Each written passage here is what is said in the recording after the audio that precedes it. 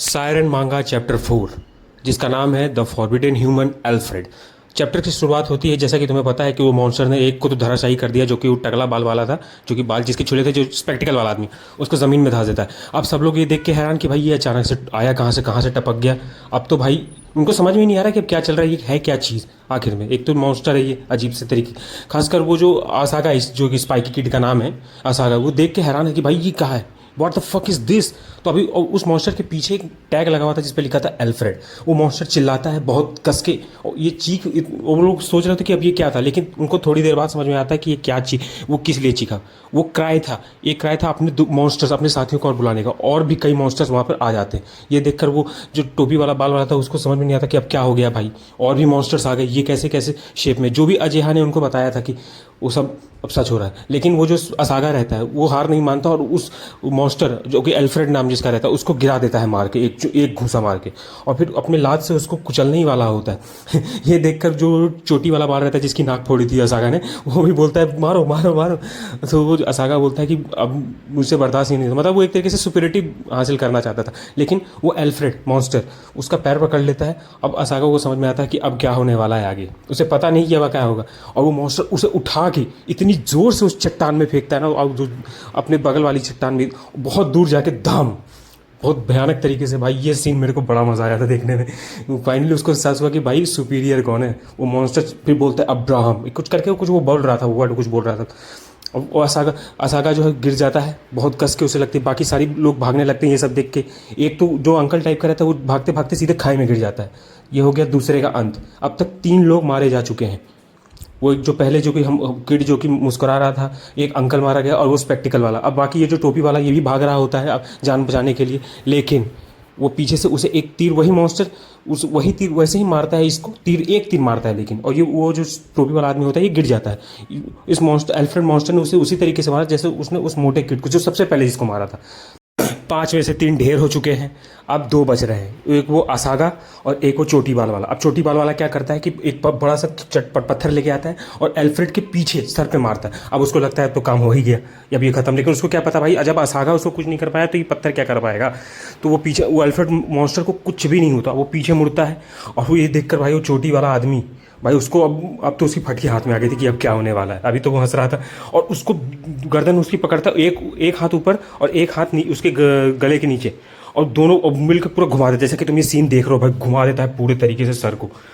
That is पूरा grinding machine की तरह। अच्छा, और ये हो गया चौथा ढेर, अब 5वें की बारी। तो वो एल्फ्रेड मॉन्स्टर चार को ढेर करने के बाद वो पीछे मुड़ता है, वो देखता है कि वो खोज ही रहा होता है। ये हो गए वो चारों के चारों ढेर। वो टोपी बाल वाला गिरा ही हुआ है, तीर लगा है। एक जो स्पेक्टिकल वाला आदमी लड़का था वो भी जमीन में उसको धंस दिया उठा के सीधे, जो कि पिछले चैप्टर में हुआ था। अब एक तो चट्टान में गिर गई, और एक को उसने गर्दन पूरी मोड़ दी, पूरे सर को ही मोड़ दिया उसने। धप हो गए 4 के 4 खत्म। अब सिर्फ 5वां बचा है। अब असागा जो है इधर बहुत मुश्किल से उठता है, क्योंकि जाहिर सी बात है भाई कि उसको चट्टान से पूरे पूरे दम लगा के उसने पूरे चट्टान पे धंस दिया था। तो असागा बहुत मुश्किल से, मतलब एक तरीके से क्रॉलिंग कर रहा था, लेकिन तभी उसकी तरफ एक मॉन्स्टर आता है। अब उसको पता नहीं कि, अब उसको फाइनली समझ में आता है कि अब उसका अंत नज़दीक है। तब वो तात्सुओ का नाम लेता है। तात्सुओ वो है जिस जूनियर को खोजने के लिए वो इस दुनिया में आया है। तभी इसी बीच एक आता है ट्विस्ट, अजेहा फाइनली उसको बोलता है गेट आउट द वे, और अब एक तलवार लेकर ऊपर चट्टान से कूदता है और उस मॉन्स्टर पर वार करता है। लेकिन अजेहा असागा को बोलता है कि भाई ये हवा में घूमने, मतलब देखने का वक्त नहीं है, ये माइंड को एक करने का वक्त है, सबको अब ध्यान अपना एक केंद्रित करने का वक्त है। तभी असागा बोलता है तुम क्या कहा तुमने। तभी असागा पीछे मुड़ के देखता है कि उस मॉन्स्टर को कुछ भी नहीं हुआ उस तलवार से। भाई उसने इतनी जोर से उस पर वार किया लेकिन एक खरोच तक नहीं। तभी असागा उसको आता है और उस पंच मारता है उस सीधे उस मॉन्स्टर को, एक घूंसा। और ये मौका वो लोग छोड़ते नहीं हैं, और वो दोनों के दोनों वहाँ से भाग जाते हैं, क्योंकि उन्हें पता है कि अभी कोई चांस नहीं है उनका फाइट करने का। उनको कुछ भी नहीं पता इन मॉन्स्टर्स के बारे में। इसी बीच हमें एक सीन दिखता है कि एक गुफा के अंदर जो है आमा मियाँ लेटी हुई है, वो अभी भी बुखार उसको है, अभी भी वो हाँफ रही है बहुत बुरी तरीके से। वो लोग अजेहा और असागा दोनों गुफा में पहुंचते। ये वो गुफा नहीं है जहाँ पर अमामिया है। तो असागा पूछता है कि वो लड़की कहाँ है, तो वो बताता है कि वो उसे एक गुफा में अलग से छोड़ के आया, जो कि कुछ ही दूरी पर है, क्योंकि उन लोग क्योंकि अजेहा को बहुत जल्दी इस जगह पे पहुंचता था उन लोगों को बचाने के लिए, तो उसने इसीलिए अमामिया को जो है गुफा में छोड़ दिया। अब यहाँ पर जो है असागा उसे एक पंच मारता है। ये पंच उसे इसलिए मारता है क्योंकि अजेहा उसे पूरी बात बताता है कि ये डेंजर जोन था, तुम लोग यहाँ क्यों आए। तभी असागा जो है उस पर पूरे तरीके से क्रैश आउट कर देता है। थ्रैश मतलब करता है कि तुमने ये सब तुम्हारी वजह से हुआ, तुम्हें सब कुछ पता था ये वो। तभी अजेहा और उस पर वो इल्ज़ाम लगाता है कि जो जितने भी लोग मरे हैं अभी तक, जो कि 4 के 4 जो मरे हैं, वो सब तुम्हारी वजह से मरे। वो उस पर इल्ज़ाम लगाता है एक तरीके से, मतलब एक तरीके से वो खुद की अपनी गलती छुपा ही रहा था एक तरीका। तभी अजेहा इससे पहले कि तू चिल्लाए वो अपने ऊपर कंट्रोल करता है अजेहा, और बोलता है कि ये मेरे पास लड़ने का, तुम्हारे से बहस करने का वक्त नहीं है। उसका सबसे पहला मकसद है यहाँ से निकलना और अमामिया को एक सेफ जगह पर, मतलब गेट को खोज के यहाँ से जल्द निकलना।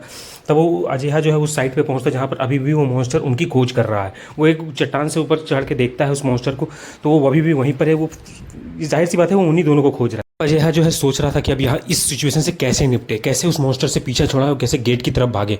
तो अब सोचना तो पड़ेगा भाई, क्योंकि उन मॉन्स्टर से तो अब लड़ नहीं सकते। उन्होंने सारे पैतरे मले, तलवार भी काम नहीं कर रही, मुक्के भी काम नहीं कर रहे। इसी बीच जो है वो दोनों सोचते हैं कि वो तभी वो असागा उसे बताता है कि अभी भी शायद एक आदमी बचा हुआ जो कि टोपी पहने वाला, क्योंकि उसे तीर लगा हुआ था, एक ही तीर मारा था। और तब तक जब तक वो वहाँ से भागा तब तक उसे जिंदा था वो। ये बात उसे असागा उसे बताता है अजेहा को। तो अजेहा जो है तभी सोचता है उस लड़के के बारे में और तभी प्लान करता है कि मैं उसे लेके आऊँगा। तभी ये सुनकर असागा को विश्वास नहीं होता कि क्या बोल रहा है भाई। फाइनली वो दोनों अब आज़ाद हो गए हैं, मतलब मॉन्स्टर के चंगुल से निकल गए हैं। यही मौका है यहाँ से निकलने का, इस डेंजर जोन से निकलने का। अजेहा असागा को बोलता है कि तुम इंजर्ड हो चुके हो, तो तुम तो इस लड़ाई में हिस्सा नहीं ले सकते, तो मैं ही जाऊंगा और उसे बचा के लाऊंगा अगर वो जिंदा है तो। तभी असागा उसको बोलता है कि पगला गया है क्या भाई, तुम अकेले कैसे लड़ोगे, तुम्हारा क्या है। तो तभी अजेहा उसको बोलता है कि मैंने अममिया को प्रॉमिस किया कि उसे यहाँ से जिंदा ले जाएगा, वो दोनों जिंदा जाएंगे। तभी असागा उसको बोलता है कि मुझे मैप दिखाओ, तुम्हारे पास मैप है ना। तो वो पूरा मैप दिखाता है असागा और प्लान बनाता है कि हम 2 गुट में बट जाएंगे।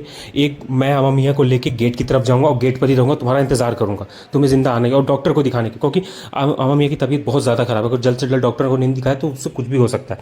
तभी अजय उसको देख के बोलता है कि तुम्हें क्या हुआ भाई, इसे क्या हो गया अचानक से। तभी असागा बोलता है कि मुझे एहसान लेना किसी का पसंद नहीं, तो मैं ये एहसान चुकाऊंगा।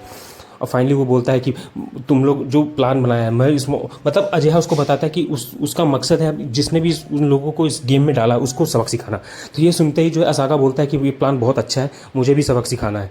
मतलब वो भी इस प्लान में शामिल होना चाहता है, क्योंकि अब उसने देख लिया है कि क्या हुआ है सभी के साथ, और खासकर उसके जूनियर को भी उसे खोजना है, तात्सुओ नाम के। तभी अजेहा असागा उससे बोलता है कि सॉरी, उसने उस पर मतलब इल्ज़ाम लगाया कि तो सब तुम्हारी वजह से हुआ था, जो पहले हुआ था। तभी अजेहा सोचता है कि भाई उसे जब उसने ये सुना कि उसे उसकी वजह से सब कुछ नहीं हुआ, तो उसे बहुत अच्छा लगा। अगर कोई उसे बोलता कि सब कुछ तुम्हारी वजह से हुआ, तो शायद वो अमामिया की तरह ही हो जाता, पागल हो जाता, जो वो पहले सीन हुआ था पिछले चैप्टर में, जो कि अमामिया बहुत चिल्ला रही थी उस पर, शायद इसी वजह से। तभी अजय उस पर, तभी दोनों मतलब एक तरीके दोनों के बीच में एक इरिप्लेसेबल बॉन्ड बनता है। अब आगे क्या होता है इसके देखने के लिए तुम्हें लाइक एंड सब्सक्राइब करना पड़ेगा। चैप्टर 5 जल्द ही आएगा, मैं बता रहा हूँ। दिस मांगा will be one of the best मांगास ever. मेरे साथ जुड़े रहो, शुरुआत से लेकर अंत तक हर एक चैप्टर पे वीडियो आएगी।